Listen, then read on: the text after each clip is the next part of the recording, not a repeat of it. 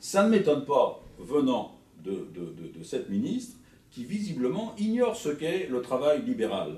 Il serait bon de rappeler à la ministre que les médecins se suicident 3 fois plus que la moyenne nationale.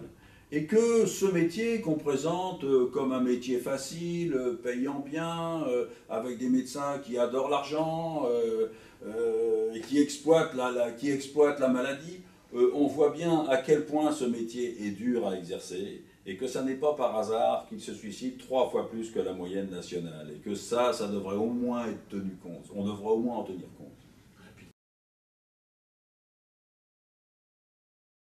Le simple fait de prendre en charge la maladie, d'être confronté quotidiennement à la fragilité de l'existence.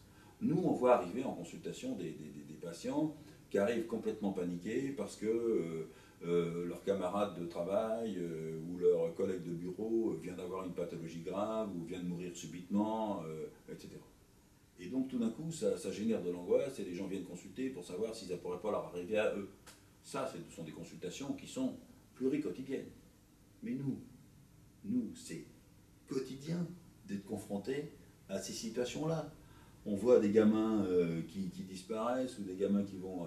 des gamins qui étaient en bonne santé 15 jours avant, chez qui on découvre une pathologie dramatique, des femmes en bonne santé à qui on annonce un cancer métastasé ou une maladie incurable. On voit arriver des types qui nous disent « ça y est docteur, je pars à la retraite » et puis 3 mois après, on leur annonce un cancer du pancréas. Vous savez, médecine, c'est un métier formidable. Mais c'est un métier qui est dur.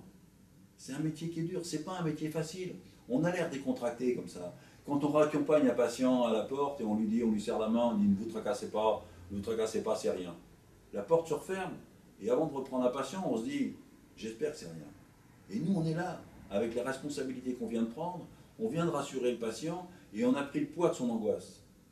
Et ça, c'est une chose dont on aimerait bien que les différents ministres qui se sont succédés depuis 40 ans que j'exerce en prennent enfin conscience. On se préoccupe de la retraite des médecins, non pas pour améliorer ces retraites, mais pour leur piquer leurs réserves. On voit bien ce qui est en train de se passer actuellement à la Caisse d'assurance maladie, au gouvernement et à la CAMF. On voit bien qu'on veut mettre la tutelle gouvernementale sur la CAMF. Ce sont les caisses complémentaires gérées par les médecins qui ont 6 ans de réserve devant elles, gérées par les médecins, par la CAMF, 5 milliards et 6 ans de réserve, alors que l'ASV, gérée par les syndicats signataires et la Caisse d'assurance maladie, n'a que 4 mois de réserve. Donc d'un côté, on voudrait nous mettre sous la tutelle de l'État, sous la tutelle de la sécurité sociale et des syndicats signataires, avec une gestion lamentable, avec 4 mois de réserve, et de l'autre côté, on veut mettre la main sur les réserves, la retraite complémentaire. C'est quasiment la moitié de la retraite des médecins qu'on veut mettre sous tutelle. Et là j'interroge fortement, en le regardant droit dans les yeux, le président de l'UNAPL, qui est également président de la CSMF. Comment peut-il rester complice d'une attitude pareille? J'attends sa réponse.